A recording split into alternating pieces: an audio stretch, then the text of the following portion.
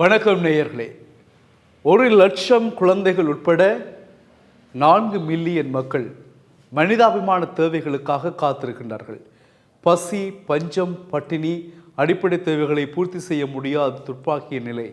இந்த நிலைகளிலிருந்து அந்த நாட்டு மக்களை காப்பாற்றுவதற்காக பல நாடுகள் முயன்று வருகின்றன. இருந்த பொழுதும் அந்த முயற்சிகள் பெருமளவில் வெற்றி பெறுவது இல்லை.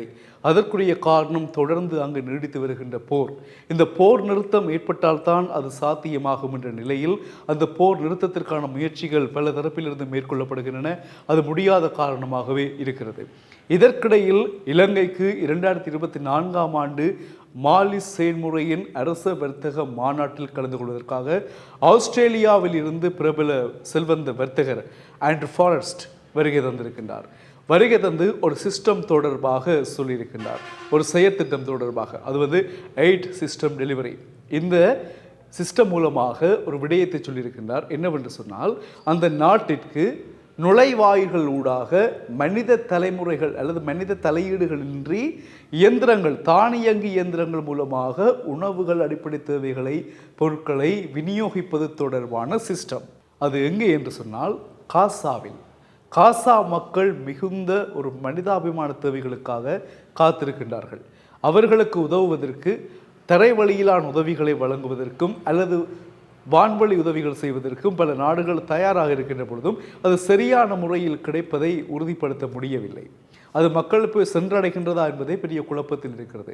இதற்கிடையில் இப்பொழுது செல்வந்தரான ஆண்ட்ரூ ஃபாரஸ்ட் என்ன சொல்லியிருக்கிறார் என்று சொன்னால், நான் ஆஸ்திரேலியாவைச் சேர்ந்த பிரபல செல்வந்த வர்த்தகராக இருந்தாலும் காசா மக்களுக்கான மனிதாபிமான உதவிகளை வழங்குவதற்கு நான் ஒரு சிஸ்டத்தை அறிமுகப்படுத்துகிறேன். அதுதான் தானியங்கி இயந்திரங்கள் மூலமான ஒரு உணவுகளை அல்லது பொருட்களை வழங்குகின்ற சேவை.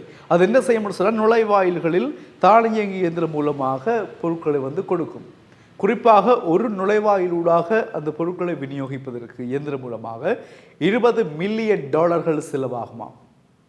பரவாயில்லை, அவ்வளவு செலவையும் நான் ஏற்றுக்கொள்கிறேன் என்று ஆண்ட்ரூ ஃபாரஸ்ட் பிரபல வர்த்தகர் சொல்லியிருக்கின்றார். ஏனென்றால் செல்வம் என்பது செலவழிப்பதற்காகத்தான். இவ்வாறு மனிதாபிமான பிரச்சனைகளுக்காக காத்திருக்கும் மக்களுக்கு உதவாத பணம் எதுக்கும் உதவ போவதில்லை. இந்த நல்ல முடிவை எடுத்த ஆண்ட்ரூ ஃபாரஸ்ட்டுக்கு நாங்கள் தலை வழங்குகிறோம். ஏனென்றால் ஒரு நாட்டில் இருக்கக்கூடிய மக்களின் அவலம், பசி, பஞ்சம், பட்டினியை தீர்த்து வைப்பதற்கான அவரது முயற்சி பாராட்டுதலுக்குரியது.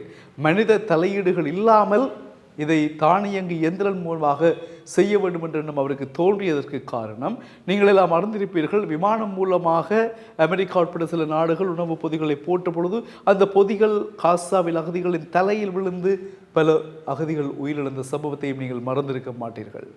அதேபோல் துறைமுகங்கள் அமைத்து அதனூடாக உணவுப் பொருட்களை வழங்குவதற்காகவும் முயற்சிகள் மேற்கொள்ளப்பட்டன.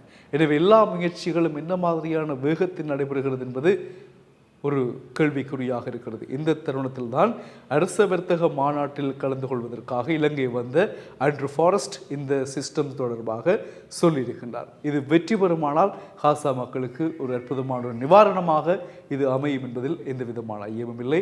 எனவே அந்த மக்கள் சரியான முறையில் தங்களுடைய அடிப்படை தேவைகளை பூர்த்தி செய்து கொள்ள வேண்டும். மனிதாபிமான இடையூறுகளிலிருந்து அவர்கள் மீண்டெழ வேண்டும் என்பதுதான் உலக நாடுகளினுடைய வேண்டுகோளாக, ஒரு பிரார்த்தனையாக இருக்கிறது. இது வெற்றி பெற வேண்டும். இதே போல வர்த்தக செல்வந்தர்கள் தாங்களாக முன்வந்து அந்த மக்களுக்கான தேவைகளை நிறைவேற்றி கொடுக்க வேண்டும் என்பதுதான் எங்களின் அவாவும். மீண்டும் சந்திக்கலாம் உறவுகளே. வணக்கம்.